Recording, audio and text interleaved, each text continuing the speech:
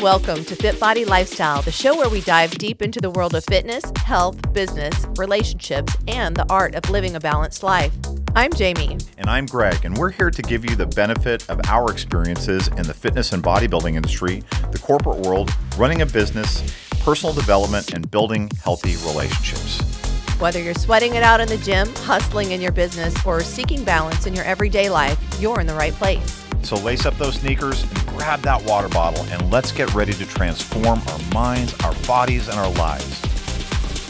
Hello, FitBody Lifers, and welcome to another episode of FitBody Lifestyle. And we are at part 2 of our episodes with our very special guest, Samm Murphy Hunter. I incorrectly introduced you as Samm Murphy last time, but it's Samm Murphy Hunter. It's okay, that getting married thing and the names, it's a whole deal. It's such a lot. Yeah.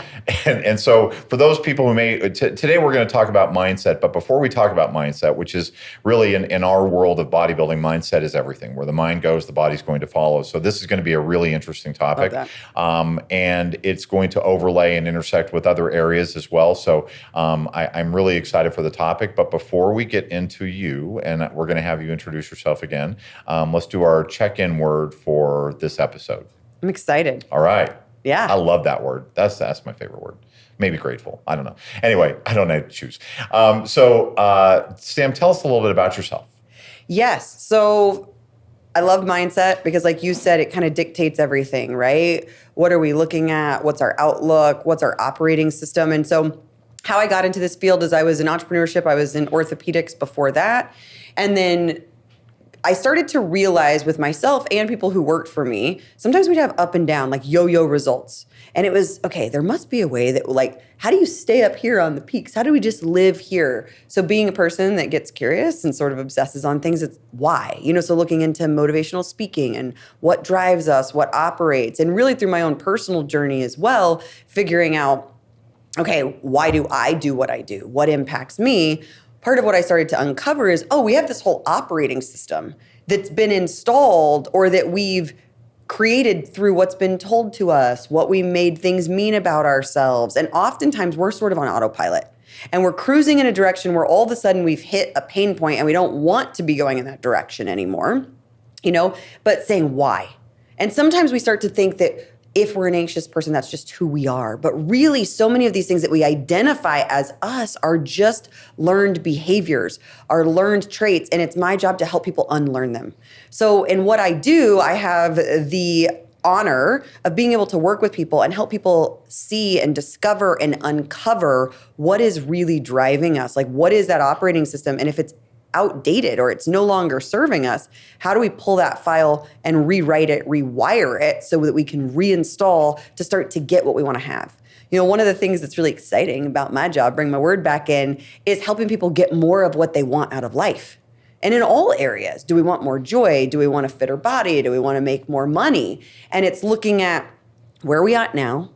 Where do we want to be? And then being curious of what's preventing us from getting there? And that's where we start to uncover the belief systems, the mindset, and then getting to work with them through a blend of either regression-based modalities, which we can probably talk on, of how do we unlock in the unconscious what's anchored, and the strategies and habits that we can do to move ourselves forward. And so working with people one-on-one is something I get to do that's super fun and super exciting.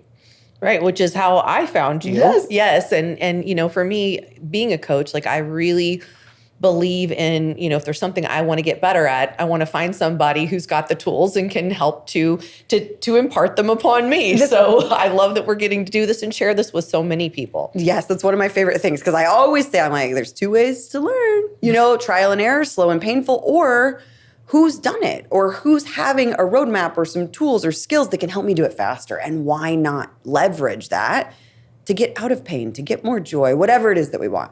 So I'm so excited to be here with you guys. Yeah, absolutely. And in this world that we live in, this fitness world, this bodybuilding world, like Greg says, mindset is everything. And we see so many times people that have a lot of potential, but they just can't seem to harness the power of that mindset to be able to help them fully experience that potential. So I'm excited in this episode to really kind of explore, how do we start to work on, whether we have a great mindset and we just want to sharpen it, or if our mindset's not really where we want it and we want to start to kind of bring it around and, like you said, do some reprogramming because we got some old tapes still playing in the background. Yep. See, I'm old. I'm saying tapes. The Yep, tapes don't exist anymore. I use tapes though, so I'm right with you. And I think one of the key places to start with that, when people might be still listening, do I have any of that?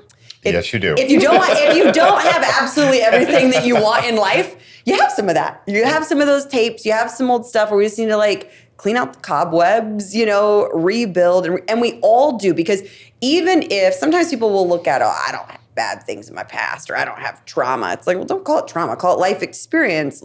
Life goes and leaves impact, even if it wasn't these big traumatic things. And even if life has been great, as we continue to grow and evolve and want new things, it is going to challenge and force us to continue to examine and to up-level or evolve some of these programs, some of these beliefs. So yes, you all have it. I was thinking about the metaphor of, analogy of an operating system. It's like, it's an operating system that doesn't self-update. Yes. And you'll get a notice from Apple if you're an Apple person. Never update. She never updates. I update for Me her. neither. But you get a notice, right? You get a notice. You night. get the little red 1 by your system thing and tells you that it's time to update your system, but your operating system. But as a human, we don't get that. No. And it's only through either the pain, Yep. usually. I was going to say our little red circle is that happens. Ow. I was going to go with the pain. Sam, you had said something in the intro there that I really want to get. It just sparked a thought in my head. Is that you said, what do I have? What do I have, and what's preventing me from getting there? That really is that's a juxtaposition of something that I've always thought, which is, what do I have? What do I want? How do I get there? About starting the path, just starting to chart the path. But what you said was something different, which is, and it's almost infers a belief that I can get to my goal, but what's preventing me from getting there? I don't know if that was intentional or if that was just something that, is in my mind. Great notice, and let's dive in. Okay. So one of the things to differentiate, do we have a knowledge issue or do we have a mindset issue? Sometimes we have a knowledge issue. We don't know what to do. So let's say we started at, this is where I am, this is where I wanted to be. And we could start to look at, first step, how do I get there? What do I need to do? Oh, okay, I don't know much about fitness or macros. I need to learn it. And that may be enough that we start to take that action and we get there. So not everything is going to be a mindset or belief issue, but this is a good distinguishing point. Okay, that's a knowledge issue. If though we know what to do, they have the diet, they have the workout routine, but they're not going to the gym. They're not doing it. They're not executing. That's a mindset or belief. So that's a good differentiator. So when we look at where we are, where do we want to be? There is a first piece, and again, I guess I could say there is this presupposition that we can get there, or I kind of skipped a step of, if we can take steps in action to get there, we don't need to go back here to look at the past, because even if we did have a belief, maybe it's not so deeply ingrained, so deeply rooted that through choice and action, we can't shift it. That would be sort of like CBT or cognitive behavioral therapy. Here's what you're going to do, and here's the new habits, and here's the strategy, and if people can go execute, amazing. Now, in some areas of life, we may be able to do that. In other areas of life, we may losing weight, getting the body that we want, doing certain things. We've all done it in our lives and probably know somebody who's doing it. I want it. And like you were saying, sometimes athletes maybe just aren't doing it, or don't have the mindset or the belief that they can. Then we want to say, okay, why aren't we doing it? Or why do you not think it's possible? Right? An exercise that I love is if I said, okay, I want you to write a letter to your best friend. You've just had the best year of your life. It's 10 years from now. It's way down in the future. It's way down the road. So people, when we have a lot of space, the mind will say, yeah, that's feasible, right? I want to make $1 million. I want to have a perfect body. Yeah, I could do that within 5 years. If I then took the letter and said, okay, I want you to do it in 3 months, many people would say, well, I can't. Why? Tell me why you can't. Oh, I don't have enough time. I don't have enough resources. I don't have enough money. I'm not smart enough. Beliefs. So that exercise is a really fun one that can help people identify, oh, here's some of my story. Now, some of that story we may be able to just look at and ask ourselves, is that true? Because, with belief and mindset, some have deeper roots, if you will, and we need more tools to unearth it. And some we could just look at and say, money's hard to make. Is that true? Well, actually, I got this great job and my grandma gives me money on my birthday, and almost challenging it with beliefs, like contrary beliefs. And that could be enough to say, oh, okay. And then I start to take some action. I've identified it, because also in an exercise like this, the first step that we're doing, and we talked about this before, is the first step in any evolution or healing or growth is awareness. Do we have awareness of where we're getting stuck? Do we have awareness of the pain point? Because until we can slow down and notice that, we're just on autopilot. It is who we are. This is what's destined for us. So what I love about this is we go, okay, we have some awareness of some things that we're thinking. And then there's different ways to get at it. Is that true? Challenging it would be one way. And if something's just like, no, this is who I am, or really, then that kind of curiosity of, okay. And that would be, there's different ways to do it. But one thing, using processing modalities or regression or hypnotherapy or some of these, we take clients almost through what feels like a guided exercise or guided meditation to help unlock the barrier between the conscious and the unconscious mind. Because most of us will think, yeah, I'm in control, right? My conscious mind, I'm making choices, and that's what drives and operates us. But science actually shows that up to 90 to 99% of what we do is driven habitually by the unconscious mind. So we want to say, well, what's in there, right? What system are we running on the operating system? And so when we can remove the barrier, the critical faculty between them, it's like we can look in and be like, oh, dang, look at that. That's not effective, is it? You know, this is what I'm telling myself every day. This is what I'm thinking. And oftentimes we will uncover, oh, that's when it started. Because what will happen is there's a point in life where something happened for the first time. We first felt defeated, maybe, or not enough. And it's like the brain will it'll start a file. Then every time something happens and we feel that way, it files it in that folder. So now this evidence is starting to stack.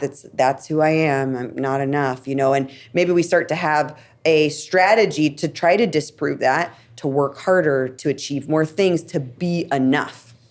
And so one of the analogies I guess I like to think is like if we were playing Jenga. I don't know if that's like tapes. Do people still play Jenga? Do people, Sure. Yes. Yeah. We're building blocks. So imagine if we're stacking blocks. We could look at something that's happening right now today and causing us pain. And we could just talk about that. Oh, tell me how's it making you feel? What's happening for you? What we're doing in essence though, is we're just working on knocking the top block off the tower, which can be helpful, right? We don't need to carry that one. And though, if we can go all the way further back to when we were 20 at the middle of the tower and knock down the whole top half, or if we can go, oh, I realized when I was 6, Dad wasn't around much. And I learned that when I did well or when I achieved, I got his attention.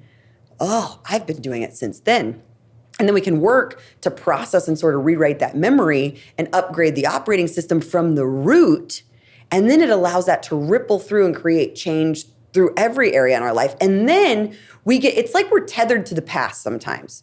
We're here and we want to move here, but we can't seem to. And Sam, it's not really like we are. We are tethered, we right? Are, I mean, yes. In truth, we are tethered to the yes, past. Yeah, we are. Whether we're aware of it or not, some people have awareness, and I would say some people may feel that that's untrue, and I would invite them to explore more, to get curious as to where is that possibly true? Where did something in the past leave impact that makes things now scarier? I love that you said too that it doesn't necessarily have to be this big T trauma. Right. It could have been something as small as getting teased in school about something or being left out on the. I mean, it could be something that wasn't like what we think of as trauma, but it was something that confirmed this idea of whatever it is we're thinking about ourselves. And one of the things that I'm thinking of as I'm kind of thinking through this and listening to you is that ability to kind of look at it from the other side and give people, be compassionate and realizing that wherever somebody might be reacting to something that I might consider, why are you reacting? Why are you being mean? Why are you grumpy? Why are you angry? Yeah. Why are you any of those unpleasant emotions?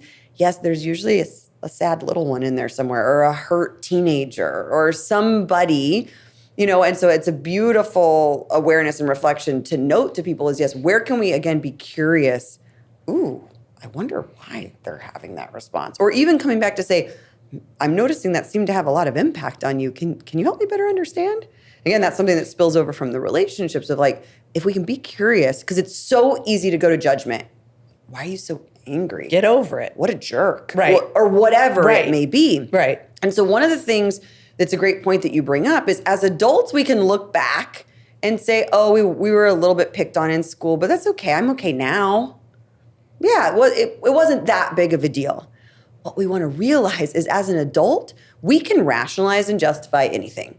We can look back and say, it made me stronger and I'm better for it. And not that that's untrue. And we have to remember through the eyes of the 6-year-old or the 8-year-old, how did that lock and freeze in their body in that moment? And that's what we're curious about. Because many of us did not have tools or parents that were attuned or knew how to be emotionally available when we got home to say, honey, that sounds so hard. Tell me more about that. Did you feel unsafe? I'm here for you. Really reassuring and helping to dispel and almost letting it drain from our body. If we imagined like an emotional experience as sort of an uprising, and what can we do to dispel it or to let it out? When somebody can be with us and to be present and be attuned, we get to let it out and it's like a reset. We have safety and connection and that our parents are there for us. But let's say, and again, not with bad intent, mom worked all the time. Mom wasn't home when we got home. And maybe we saw how hard mom worked that we didn't want to burden her with that. So we decided a couple things in that moment. I'm not going to be a burden, so I'm not going to tell people how I feel, that it's better for me to hold it. So what we start to do is we just start to tuck it down in our legs and and it freezes and holds in the body. And when we don't allow it to move through and to move out, things get stuck. And then that's when that file cabinet is stacking and the Jenga tower is building and all the evidence is here. And it's the emotion and the pressure to building. It's every time we felt that hurt and didn't feel enough. So then that's where that person that maybe seems overly angry or overly reactive has their whole life been struggling against the fact that they're not enough and that something that we did felt like a criticism and they lash back. Almost out of survival. Right. Almost out of, I can't be that person, that's not who I am, or they got bullied. And the pendulum has swung to the other side of, I'm never going to not stand up for myself. And sometimes we go to the opposite extreme before we regulate and learn to sort of land in the middle. And so when we can get curious about that little 6-year-old, and if we could imagine, what would it be like for her back then? How was she feeling? Often it's hopeless, alone, sad. And again, when we can sort of rewrite, when we can see that and we can imagine or be with that child or that memory, then it's like we get to let her drain it, which she didn't get to do maybe at 6 or at 8. And so what that does too is it gets to let some of that backlog, if you will, out of our system. So we get to have more calm, more peace, more steady, more of that, because many of us live in almost a fight or flight because we're not being chased by a tiger, but the mind is designed only to keep us safe. So it also amplifies fear.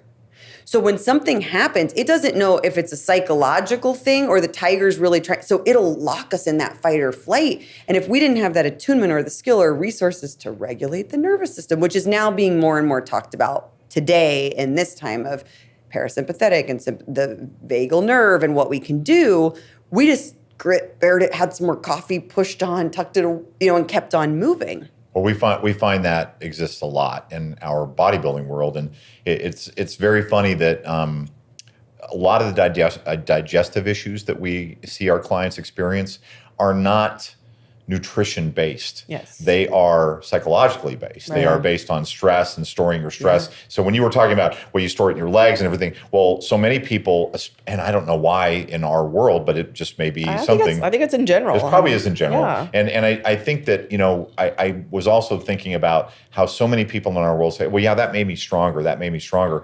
And the question always in my mind is, okay, it made you stronger, but did you ever really process it? Did you ever really think about it? Did you ever really, unpack it and think about how that affected you? And is that affecting you today?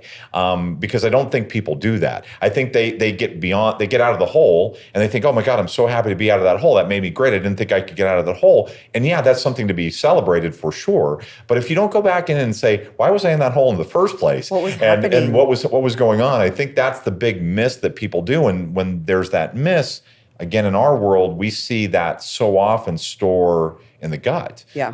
And it's amazing. I mean, we're seeing this a lot. I mean, I would say we're seeing it, stress but stress is a factor, but stress will come and go. But that other trauma that is manifesting in digestive. Well, and usually too, stress is going to come, right? And as humans, we're resilient to be able to deal with stress. And some stress is good. And some stress is good because it does encourage us to grow, right? I would say though too, oftentimes when there's the backlog, then the stress on top is sort of the what is it, broke the camel's back? What's the expression? Straw that broke the camel's back. Yeah. I'm like, why would there be a straw on a camel's back? Like, all of a sudden, I'm like, oh, okay. But I was like, that's it, right? It's the backlog of what's there. Because if that was processed and if we were in this place where we had stability and resilience and safety, then something happens and our ability to process through it and to get back to regulation is easier. What often happens though is we've been pushing, and it's like we're out of willpower or we're running out of drive, or we're hitting the wall, right? And sometimes one of the things I like to say is we get invitations into our healing. Sometimes it's like a bag of feathers at first, and we're like, what's that? What's that? My nose is itching. And then if we don't listen, which many of us don't, I don't, then it's like a bag of leaves, and it's like, what is happening? And then it's a brick through the windshield. It's the thing that really knocks us down. It's that tragedy. Because many of us, again, have been in a society that rewards achievement and success and doing more, and a badge of honor burning the candle at both ends. Whereas other cultures, we talk sometimes about different cultures value different things. That's not always the case. Certain cultures you've probably been, you're like, why are you guys closed for 3 hours in the middle of the day? You're on siesta? What? No, 24/7. That's how we like things, and let's go and push.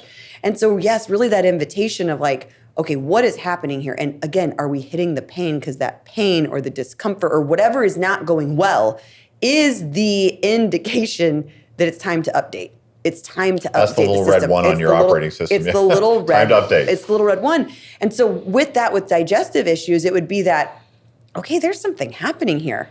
How do I feel about it? Maybe defeated, maybe hopeless. So much is going on. I don't even know how to unpack it all. And sometimes there's truth, right? Sometimes people will tell you what's happening in their life. And in listening, you're like, whoa, that is a lot. And what else happened before that that's making this a lot feel even harder?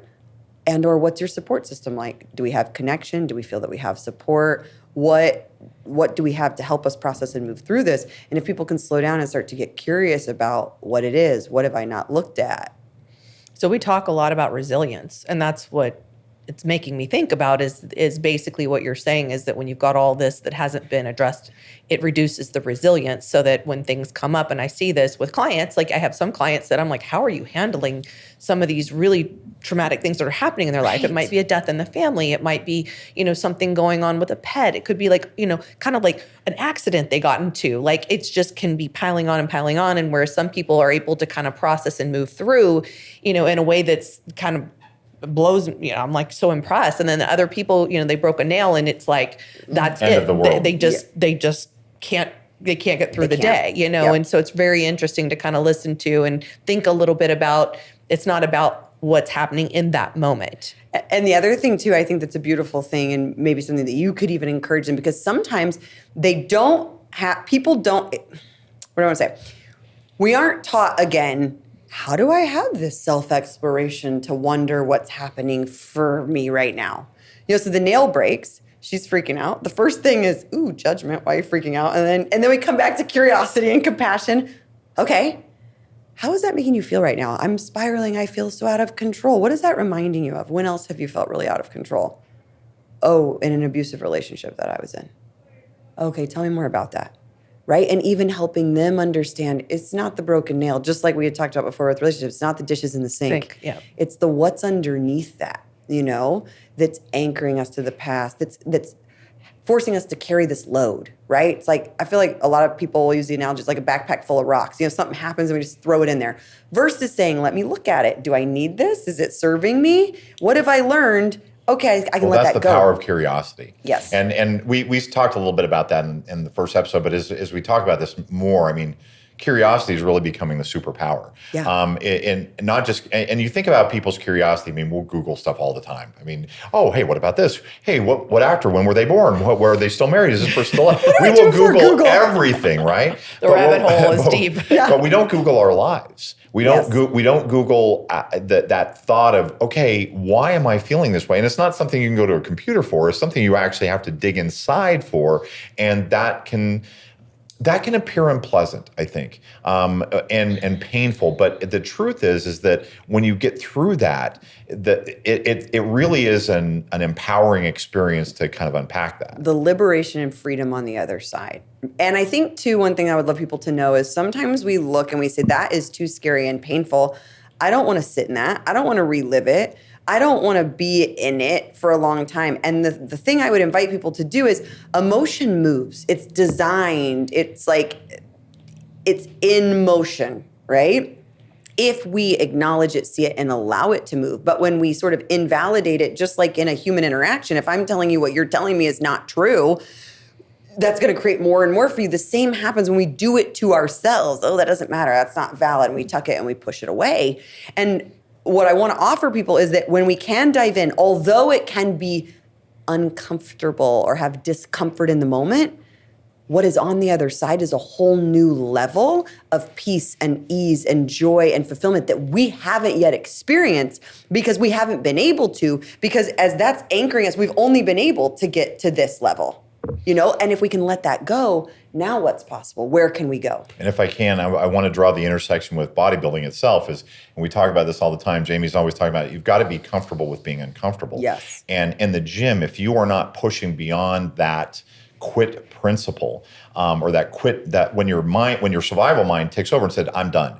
You've got to push beyond that in order to open the door to progressive overload, to muscle growth and everything. I think the Navy SEALs call it the 40% principle, which is at 40%, that's when when you're at 40% of capacity, that's when your safety mind kicks in and says, okay, stop. It's too cold. It's dangerous. It's too hard. Yeah. It's too dangerous. Whatever the case is. But when you push beyond that, that's where those things open up for you. Yes. One of the things too, just anchoring in for people, anytime we have a conscious desire, right? I want to win this competition. I want to do this thing. And we have a conflicting unconscious belief. Almost all the time, the unconscious belief is going to win. Yeah. And so again, it's that invitation. We see that all the time. Even if it's a forced invitation here, if you want it, everything you want is probably on the other side of being uncomfortable. So Sam, let's talk about, I'm sorry to jump around on this, but I want to really talk about something that shows up in our world a lot that is really the kind of the mindset focus, which is how do you deal with defeat? And I think what you just said about the unconscious mind and the expectation versus the reality, right? But people the truth is that bodybuilding is a sport of failure, meaning that not just failure in the gym, but you've got to fail in order to ultimately succeed. And it's got to be that progressive failure. And what do you do with that? And we see people that are better equipped to deal with that through their mind. And it's really a mindset thing. It's not a physical thing at all. It's a mindset thing. Mm-hmm. So talk to us about that. Yeah. So the place I would say to start is, what are they making it mean about themselves?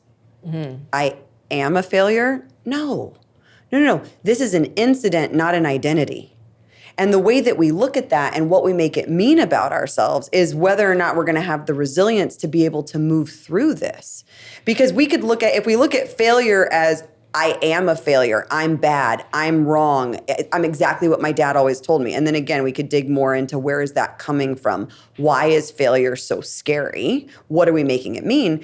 And if we can look at it as, like you were saying, I have to fail to learn to evolve. This is a necessary thing. It's not about how many times we fall down. It's how fast can we get up, And where people really freeze oftentimes is they view it as that identity. This is who I am. No, it's a thing that happened. And again, that curiosity, how else could I view this? Oh, the other person trained a little harder, has a little better genetics, whatever the truth or the things may be, it's, okay, what can I derive from this? What can I learn from this so that I can do better next time? This is simply providing information. And with that information, then what do I want to choose to do with it? Am I going to let this stop me? Or am I going to let this fuel me? Right? How do we turn it into motivation? And one of the things that can be wild, so personal story for me, I was always terrified of failing, terrified of failure. And I looked back when I started to sort of get into my self-exploration journey, because I wasn't always aware of that. But when I started to look back, I'm like, oh my gosh, I dropped out of the high school beauty pageant because I missed day one and I got points knocked off. And if points were knocked off, maybe I wasn't going to win. So I was just going to justify why it was okay to drop out, because what if I didn't win? And what I realized is I had the pattern. Sometimes we can have had something bad happen and been shamed or ridiculed for it. I had not had that happen. When I started to explore, I'm like, I've never failed. Well, we see this a lot. Yeah. I've never failed, so I never got to flex the muscle. So it was even more terrifying. And what that was attributed to is I learned that when I succeeded, when I did well, I was class president, captain of all the sports teams, the prom court, the homecoming court, these things. When I succeeded and when I did well, I got praise and attention, which equaled love for me. So I made an unconscious association that when I do well, I'm loved. When I'm loved, I'm cared for. When I'm cared for, I survive. Because back then, you're a child, you are dependent on your parents and being cared for and needing their love and affection and attention. And so I made, and this is the interesting thing about trauma or impact, I made the inverse true. If I fail, I'm not going to be loved. I'm not going to be cared for. I'm going to die homeless alone under a bridge. And so then there's paralysis, not even from a lived experience, which again just shows us the power of the mind and its drive and desire to keep us safe and to keep us alive. It's like, this is working really well. The other thing that I really want to let people know is the mind is simply designed to keep us alive, not to have us be happy. So if it knows that where we are, we're alive, it will be, that's pretty good. Even if we're in a bad relationship, even if we're in abuse, even if something, the thought of, but what if it's worse when we leave? What if I can't support myself? What if I can't support my kids? And so it will spin and it will spiral. So we want to start to identify that we are not our thoughts. That voice in us isn't necessarily the truth. We want to start to separate, oh, there's a part of me that is really scared and I can notice that, but I'm the part that gets to notice that because there's also a part of me that knows that it would be better to leave. Right? And where we don't start to take every thought as the truth of who we are. And again, it's that space and that separation where we get to start to notice, oh, okay, this is fear talking, right? And we can even personify it. Maybe it's a girl in kindergarten, we don't like her name, we want to call it Kimberly, or it's a little green gremlin, or whatever. And how can we start to give fear and that voice even like a persona that we're like, oh, no, I hear you. And I'm in charge and I'm going to keep driving the bus. I'm not going to let you stop me. And another thing I know you guys talk about a lot that can be helpful too when fear is creeping in is that, okay, what do I want? Why do I want it? And I love what you guys said, and what am I willing to do to get it? But when the fear creeps in, a way that we can, like a strategy to combat it a little bit is, okay, what did I set out to do? Why am I here? And it's, okay, I want a healthy, and maybe this is like the abusive situation and we want to leave. Okay, because I want my daughter to know what's possible in a healthy relationship is. Okay, why is that important? Why is that meaningful? And then we can notice the fear, but we don't let it override us. We don't let it overtake us, And then again, there's that getting curious that can help some people as to where did it come from. Some people don't need to always know where it came from. It's kind of like we talked about before, how deep are the roots? Some people could just say, oh my gosh, I am so terrified of failure.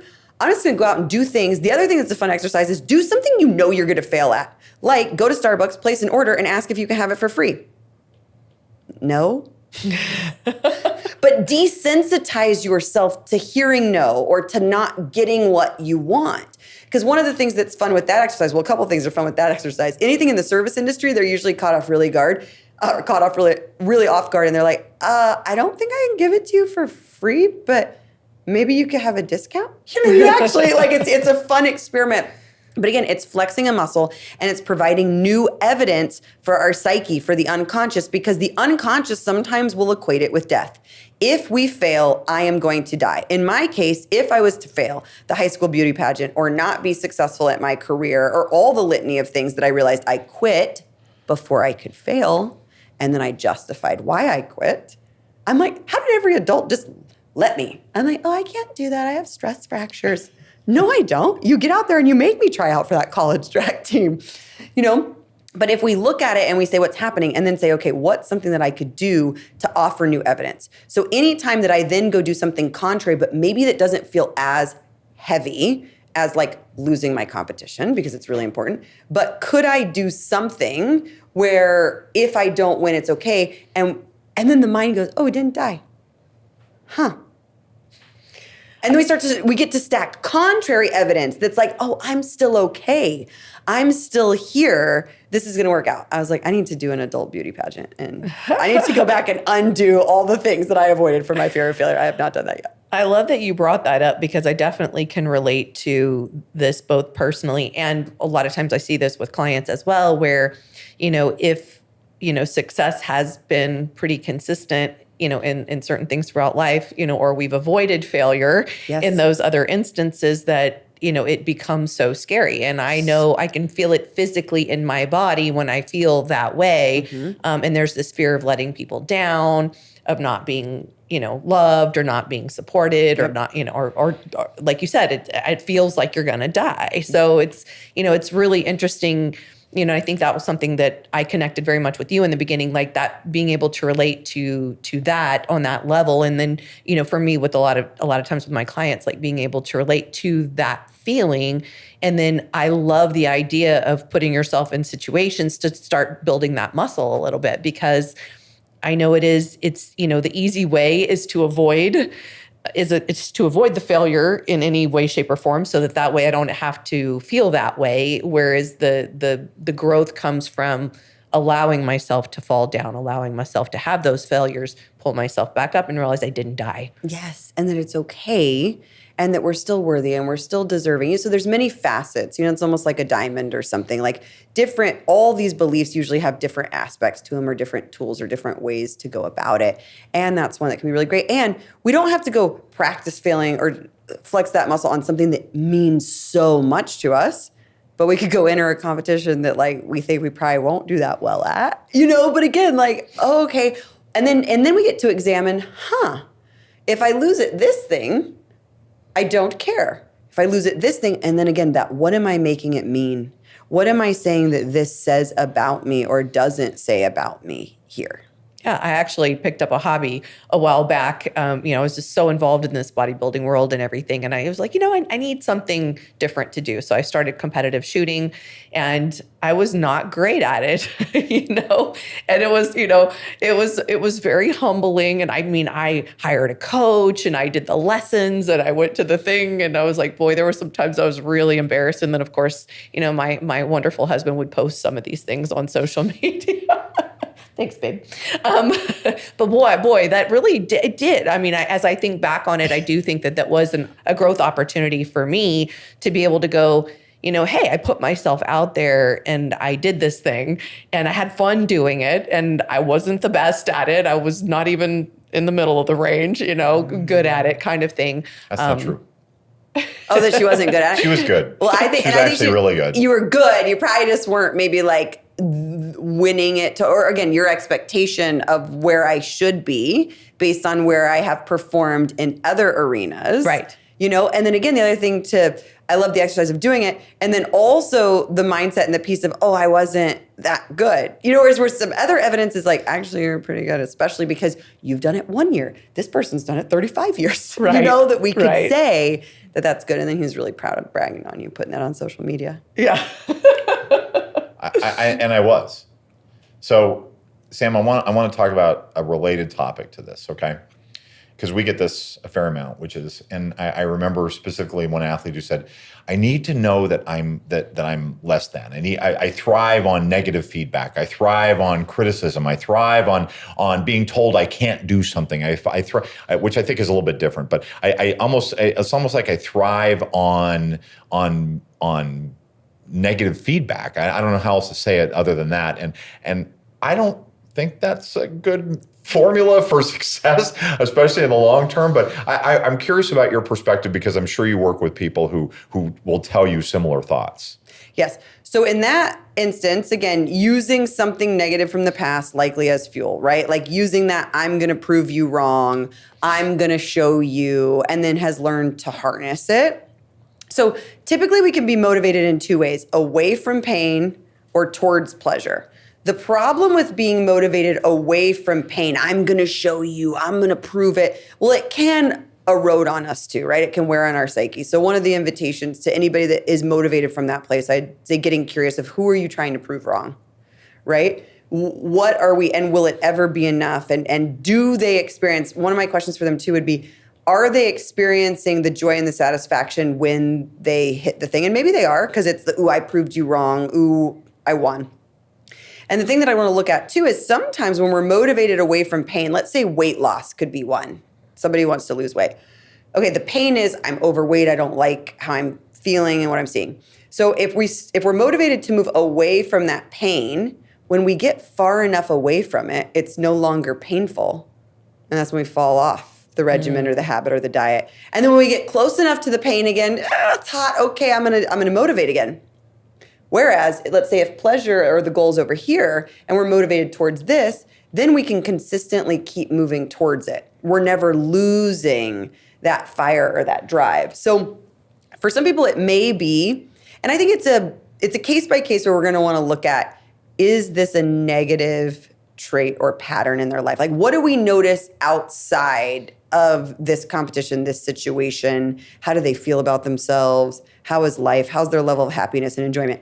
And if everything seems pretty good and they genuinely seem like a happy-go-lucky person, but their coach in high school football told him he was never going to play him, and he's, I'm going to show you, maybe it's not a super detrimental, but you do want to get curious of, is that the way we live? Or are we always operating from this place of feeling less than, not enough, and reinforcing this? And do we often feel empty or lonely? And is there another place from which we could motivate, where it's not about doing it and proving somebody else? Rather, can we do it for ourselves, to show ourselves because it makes us feel good, because we're proud? Again, and there's that fine line of I need to prove that I'm enough versus I feel good. I like the hard work. I feel rewarded for the hard work, and so really sitting in, and again, it's always sort of the curiosity. So it's not a black and white on that answer. Sorry, Greg, but it's asking more questions about how they're operating, where it's impacting for them. I don't like black and white answers, actually. Great. So you're good. I'm good at gray. Yeah, I think that's a really interesting thing, because I've thought about that a lot from a coaching standpoint, and how do I motivate an athlete, and sometimes giving some of that kind of tough love versus building them up. And I like to lean a lot more towards building them up, and occasionally that little kick in the butt of come on, let's get it together. And I did want to ask you though about I just feel like our environment with social media right now is such that we're getting a lot of feedback on ourselves from sometimes people that we don't know, or things like that. So how, from a mindset perspective, do we protect our mindset? How do we deal with all the input that's coming in from various places in our world today? Yeah. So the other piece that we want to start with is, what are we allowing it to mean? Right? Here's somebody, people hide behind screens, right? Would they ever even say that to your face? But it's this whole like Lord of the Flies, when somebody gets to wear a mask and, bully somebody. One of the things too, and this is hard to do sometimes when they're really coming at you, but the reason, like, hurt people. They are severely unhappy. If they are going to come after, and maybe they know you, maybe they don't, but they're going to spend their time and their energy fixated and attached to like what you're doing, and allow it to have that level of impact on, and spend that energy to come back, there is something that is not working well for them. And so really getting curious of, okay, when it's hitting something, like whatever it's bringing up, injustice, unfairness, unworthiness, that is an indication that that's being held somewhere inside ourselves. Here's an example. So people can do mean things, but when people do mean things and we don't have a part of us, even if it's a tiny part, that resonates or believes it, it often won't get in. You know, imagine if you had two identical twins and they're both relatively fit, but one thinks she looks great and one thinks I'm horrid, I don't look good at all, I, you know, have maybe some body dysmorphia. If somebody came up to them and said, you're disgusting, you need to go to the gym, the one thinks, what a jerk, and lets it go. And the other's like, I know, right? There's a part of her that resonated with to let it in. So there is an invitation to curiosity as we look towards ourselves of like, what is this bringing up for me? And what part of me believes this? What part of me buys in? Or what part of me is wanting this external love and validation? And that's not to say that it doesn't hurt, because of course it does. When people are mean and nasty, but it's an invitation and really a necessity in this line, if we're putting ourselves out there and on social media, to make sure that we're really doing the self-care to tend to ourselves and our beliefs and our resilience around that. And, you know, one of the things, and there's different ways to do it, it can be kind of some of the regression work or the deep dive, or where does this come from? When else have I felt that way? Because likely this might not be the same time or the first time. And then remembering too, man, if somebody's going to come after you like that, like what? And again, it's not to justify it or to make it okay, but it's to say like, do I really even want to value this person's opinion? Is this a person that I would look up to? Is this a person that's like I would want to be friends with? Why does this opinion even matter? You know? Yeah. So let's build on that. Yeah. And I think we're almost out of time Okay. here. So this would be a great way to kind of wrap this up a little bit. The social media piece, and then the other part of our sport that tears people down is the comparison game. And the comparison game is often played after a show, at a show. I mean, we'll have athletes who say, oh my God, I was looking at the Before other a show. Yeah, before a show. I was looking at the other athletes at check-in and oh my God, they all look so good. And you can see that it's affecting them. Other people who will look at pictures, and again, we can all say it, and it's not only obvious, but it's a truth that people are only posting what they want you to see. They are not posting, and oftentimes pictures are photoshopped These or days, adjusted. I'm like, Yeah, hey, right. There's so AI. many. Yeah. And do you even know you're looking at an AI image? I mean, who knows? Yeah. So, and this affects the psyche, and this affects people's mindset. So, what's the guide points here around dealing with this comparison game of focusing on your journey and not on the journey of somebody else? Totally. Well, one of the things too, and I know it sounds cliche, but really it's an inner game of like, where are we not loving ourselves? Where are we not feeling enough or feeling less than? And what could we do to really look at that, strengthen that, take care of ourselves? You know, so that's like one critical piece. I think especially being in a sport like this where you're putting yourself out there, even if you're not on social media, even if you're just on stage, you are out there, you know, Being compared, being judged. in very little clothes, being compared and being judged and putting it all out there. And what bravery and courage. So first off, are you giving yourself credit for what you're doing and what you're putting in and who you're becoming along the way? So again, there's this meaning of like, what am I attaching to being the best or getting over there? And so really, I think there is some forced invitation, especially in your sport, where you're going to start to see your stuff, right? You're going to start to notice, I don't feel good enough. I don't this. And it's like, okay, I don't want you to feel that way. And I'm sorry you do. But now we're being forced to look at, there's a part of you that feels this way. Where does that come from? And how do we start to strengthen that connection with self and self-love and worthiness? Because really that's the key, right? And that's easier said than done. Like, love yourself. Doesn't matter, you know?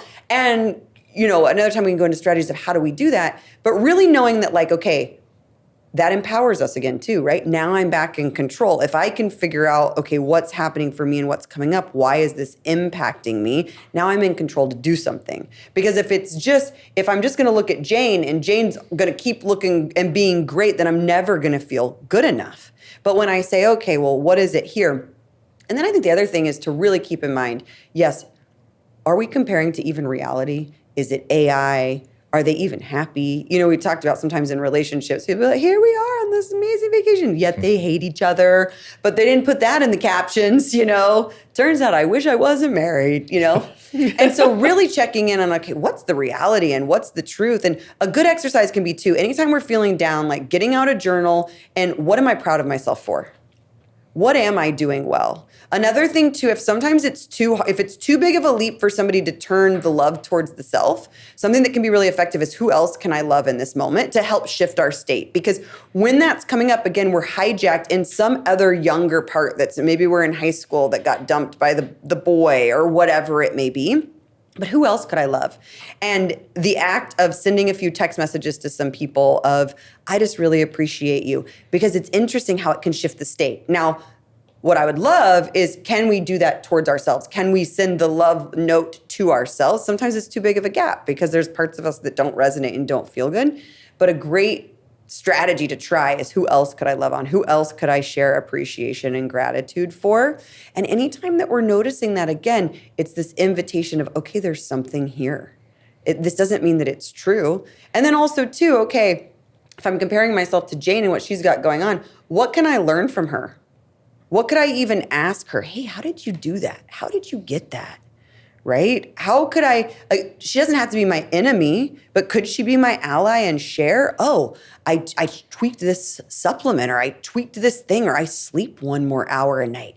What is there to be learned? If there's something that we're seeing of, okay, because we could also say if we're having jealousy, and jealousy and comparison are a little bit different, but let's say we're having like comparison jealousy of, I want that. Well, there's part that may be informative that, okay, there's something that we desire. Now, are we hitting a belief system that says I can't have it, or that's not meant for me? So we want to explore that. And then if it's something that we want, it's, oh, okay, well, what could I use to start to move towards that? Maybe I could ask her. And maybe she won't tell me, but maybe she would. Maybe I could talk to my coach about it. So I think, again, not that black and white, here's the one thing that we do, but that whole kind of approach of, what could we look at differently? What else is possible here? I love those ideas. And I agree with you. There's no one size fits all. And the funny part about asking the people and getting their allies is that it's great. It's a data point for you. It's a data point. And the question though is, are you mentally strong enough to know that, okay, this worked for this person, but it may not work for me. And I may employ it, but I also have to have the strength to know that, hey, the track I'm on is the right track. I love this data point, but that's not going to work for me. If the other person says, you know what made the biggest difference for me is I got up at 5 a.m. Well, maybe you can't get up at 5 a.m. Maybe you have kids. Maybe you have a bunch of other requirements on you or whatever. Or maybe you just know that you personally perform better if you sleep later. Yeah. And so being strong enough, I guess, to get through that and recognize that what works for one may not work for me, but it is a data point. It's information. What you do with that information puts you with the power of choice. Totally. Yeah. And so I think it's what, are some tips that they get to implore. And I would say mindset is a daily game. Daily practice. Daily practice, right? And something that's interesting for some people, and when they hear this, they probably think that's easy, and then you try it, is mirror work. So most people are familiar with affirmations. And essentially mirror work is doing an affirmation, but looking at yourself in your eyes in the mirror. And if it's hard or you find that you can't do it, it's very good information. There's a piece to work, But even if you start with something and it doesn't say I'm worthy and deserving, but it starts with I'm on my way to feeling worthy and deserving. And every day tapping back in, every day checking back in, because it's not enough to do it once. Just like we wouldn't go to the gym once, Mindset, it's just like personal trainer or fitness for the mind. That's how we have to look at it. And if we're not working out, we're not tending to it, we're not nurturing it, there's a chance for it to get tired and overweight and out of shape. So finding that tool that works for them and doing it daily. There's a part of me that wishes I would have turned on a recorder just to listen back to this episode, and I have to wait for it to drop. But such great stuff. I can't even begin to talk about the value and the impact and how grateful I am. So what's your checkout word? My checkout word is grateful. And on the other one, it's funny because at first I felt really grateful and I was like, I'm excited. We're having so much fun. And in the having so much fun, I'm very grateful to be here with you guys and to be doing it, to be sharing with the audience and hopefully having impact there for them and being able to help them shift. Well, we're grateful for you in our lives. We truly, truly are. And I love what you said about, the exercising the mind. If we stop working out in the gym, we're not going to keep our muscles. If we don't keep, and so this is one of the reasons why, even though we're living kind of in this fitness world space, we recognize that this mental aspect is so crucial. It's just as important as all of the rest. So, like Greg says, we're grateful to have you. supporting us through our journey to keep growing, and exercising our mental muscle. Not that we always do everything. And we're human. We're going to fall down, and it's about getting back up and doing it again. Yes. Right? It's an incident, not an identity. It's not who we are. It's not a death sentence. It's a data point. Oh, got to go back to the right. We're getting back on track. Everybody will go to the gym and they'll spend hours working their bodies. They'll spend hours prepping their food. They'll spend time in bed. They'll spend time researching, but they don't spend enough time doing probably the single most important thing, which is working on mindset. And so we talk about that being the most important muscle in your body. Yes. Even though I don't know if it's a muscle, but It's metaphorical not. muscle. It's a metaphorical muscle. Yeah, but yes, metaphorically, and some people will say too, the conscious mind is the goal setter, but the unconscious is the goal getter. So what's operating in there, right? Does it think it's possible? Does it even want to? Is it clear on that? Yes. Yeah. And I think it's such a great analogy for you because it's easy when we look in the mirror, we see the physical body and we don't see the mind or the mental. But one of the biggest things that people can start to do is start to just even notice their thoughts. An amazing exercise, if people are curious about identifying mindset, is just set a timer on your phone to go off, say, 6 random times during the day and then write down what you were saying. A lot of times we realize that the way that we speak to ourselves, we wouldn't tolerate from anybody else. We are nasty oftentimes in there. And so it's, oh, wow. And imagine if that dialogue shifted, how much easier would life be? What else could we do? That is so true. That is so true. I love And that. yeah, and I've used that example too. Would you say that to your daughter? Your daughter, Would your you say friend. that to your best friend? Would you say that, you're Would you saying say that to a stranger even? Do you know what? Almost whenever we ask that question, the answer is almost always, not almost, it is always, no, I wouldn't talk to somebody like that. Yeah. And it's like, well, duh, right? And so, but asking, again, this is the power of curiosity that we say, are you asking yourself the right question? Yeah. So I want to tune out or sign off, whatever we talked about. But before we do, I want to do something because you've told us, you've helped us with a lot of things, Sam. And the one thing I want to tell you is, honey, I love you and you're the most beautiful and important person in my life. And thank you for everything that you do for me and for us. I appreciate you. Thank you. Well, that was so sweet. Well, Sam always tells us to look each other in the eye and hold not just say hands. it, and to touch each other. So we're gonna model that behavior because I do love that. And I love that you guys are doing that and modeling that because what a beautiful example. And people just don't often slow down. We assume, of course, I love you. Of course, that I appreciate you. And often we will underestimate the impact of words on the other. Because Jamie, how was that for you to hear? It's amazing. It's sometimes I think it's sometimes hard to accept because parts of you don't feel worthy. Yes. So that's pieces that I get to work on. And the thing that's amazing and the gift that you get to give in that is every time you keep offering that new evidence to her, it combats that part for her. I get to fill that file of affirmation instead of the file of denial. Yes. Oh, I just made up a little rhyme. Who knows? You're a about poet and that? don't know it. Your feet are long, fellers. All right, FitBody Lifers, thank you for tuning in. Oh, Sam, before we go, how do people contact you? Yes, please. They can find me on my website, which is Samm Hunter, and Sam with 2 M's. So SAMMHUNTER, and email me there. And or Instagram is a good place, which is at Samantha Hunter, and that's Samantha with 2 M's. So SAMMANTHAMURPHY. Wow, that's a lot of words. I A lot of know. I letters. was trying to go for, unfortunately, I didn't get on Instagram when I could be Sam. Just Sam. At Sam. SMH. And yeah, that's probably what I need to do. Something very short. And then I overthink it sometimes. That's okay. And we're going to flex that muscle. That's okay. Yeah. You're good. Because what if I get it wrong? Then you get to learn. Yes. Then you get to learn. Then you get to learn. All right, everybody. Thanks for tuning in to FitBody Lifers. And remember the 3 B's. Be good to yourself. Be good to each other. And be safe. Thank you so much. Like, comment, subscribe, and leave your reviews. And let us bring you the content that you want. Take care. Thank you for tuning in to FitBody Lifestyle. We hope today's episode has left you feeling motivated and equipped to tackle your fitness goals, business challenges, and the daily dance of life. Remember to value progress over perfection. Life's tough enough alone. Find the chosen family around you to help you along the way.